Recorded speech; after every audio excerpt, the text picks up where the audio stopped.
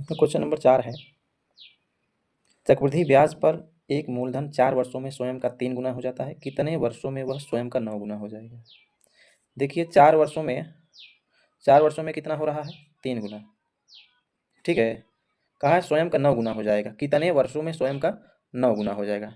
अच्छा 3 गुना से 9 गुना करने के लिए कितना इस पे पावर पावर बढ़ाएंगे, पावर बढ़ा देंगे, अगर 2 पावर कर देंगे ना तो कितना हो गया, 3 त्रिका 9 गुना हो जाएगा।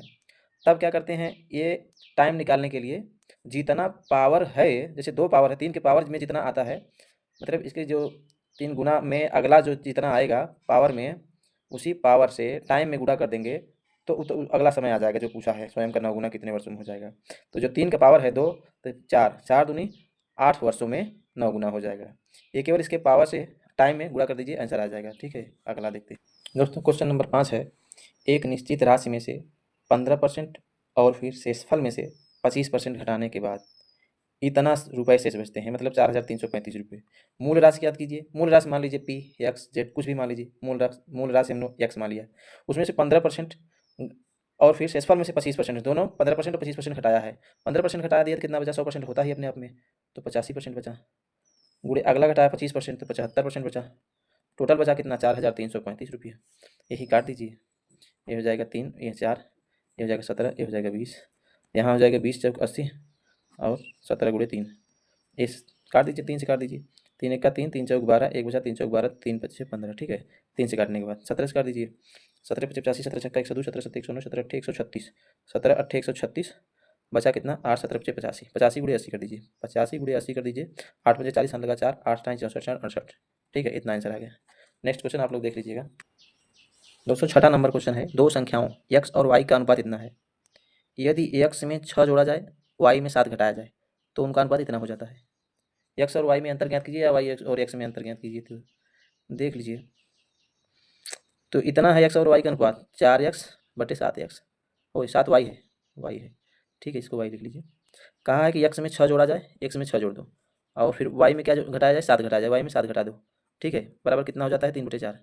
यही आंसर देख लीजिए, 4 चौके 16 x प्लस 24 बराबर 7 त्रिक 21 y माइनस 21। ये देखिए,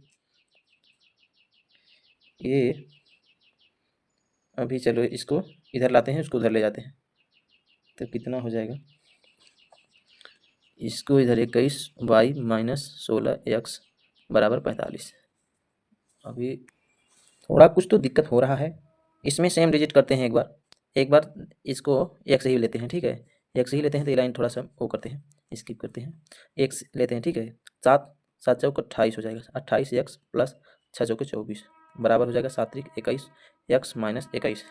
अब यहाँ हम लोग इसको इधर लाते हैं तो कितना हो जाएगा, 7x बराबर माइनस में हो जाएगा क्या, 45। तो 4 7 दिया है ना, 4 7 इसमें x में 6 जोड़ दिया है, y में 7 घटा दिया है, उनका अनुपात कितना हो जाएगा, 3 4, 3 4 तो हो रहा है, तो 7 चौक 28, नहीं ये गलती हो गया, रुक जा, ये ठीक है, ये हो गया 4 चौके 16 x प्लस 24 बराबर 7 त्रिक 21 x माइनस 21। अभी 16 इधर इधर x को लाएंगे, 5x बराबर 45, x बराबर 9। कहा है x और y में अंतर, x और y में अंतर, इसमें अंतर कितना है, 7 में से 4 का, इसमें 3 का अंतर है, 7 में से 4 का 3x, तो अंतर कितना है, x और y में अंतर है, तो 7x माइनस 4x बराबर 3x, तो 3 गुणे 9 बराबर 27, इधर 27 लिख दो, कोई दिक्कत नहीं है। ठीक है सर, अपने हिसाब से देख लीजिएगा दोस्तों, ये यहाँ x ही मान के किए हैं, गुणा करने में दिक्कत हो गया था। अब ये 4 चौक 16 प्लस 24 क्रॉस करके x का मान निकाल के यहाँ के अंतर निकाल के रख दिया, y में अंतर, यही x y में अंतर 3 है, 3 9 तो 27 आंसर है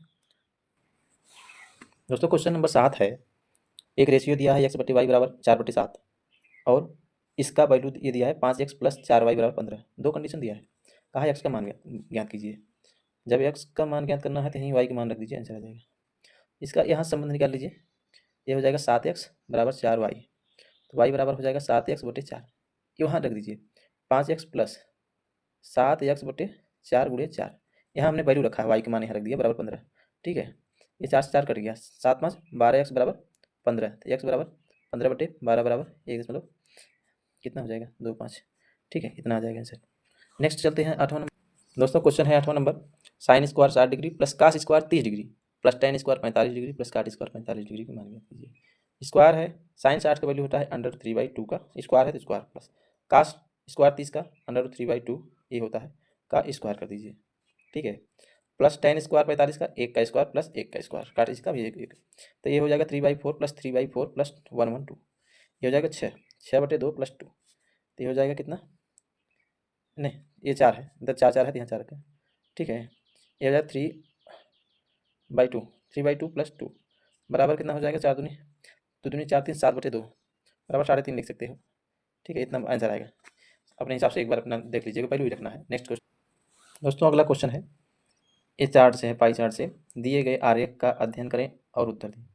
एक निश्चित कंपनी में प्रतिवर्ष 7,200 करोड़ रुपए के वार्षिक बजट के विभिन्न क्षेत्रों में आवंटन, विभिन्न क्षेत्रों में आवंटन मतलब बांट गया है, इस वृत्त आरेख द्वारा दर्शाया गया है, इस वृत्त आरेख द्वारा दर्शाया गया है। ज्ञात क्या करना है, इंफ्रास्ट्रक्चर का व्यय ज्ञात कीजिए, इंफ्रास्ट्रक्चर का व्यय ज्ञात कीजिए, इतना है। इंफ्रास्ट्रक्चर में दिया है 84.7 बटे कितना टोटल जोड़ेंगे तो ये है इतना 360 आ जाएगा, 360, ठीक है। अब गुणे टोटल कितना है 7200 करोड़, करोड़ में ही आंसर निकाल दो, कुछ करना नहीं, पूरा धन करोड़ में ही आंसर निकाल लीजिए। तो इसको पॉइंट हटाने के लिए एक जीरो बढ़ाना पड़ेगा, पॉइंट हटाने के लिए एक जीरो बढ़ाना पड़ेगा, तो बढ़ा लीजिए 847, एक पॉइंट हटा दिए ना, 3600 गुणे 7200, 3600 दूना 7200, ठीक है। 2 से गुणा कर दीजिए, आंसर आ जाएगा। 7 दूनी 14, हाथ लगा 1, 4 दूनी 8 1 9, 8 दूनी 16, 1694 करोड़, ठीक है। इतना व्यय करना पड़ेगा इंफ्रास्ट्रक्चर पे, ठीक है दोस्तों। ठीक है, अगले वीडियो में मिलते हैं, धन्यवाद बहुत बहुत।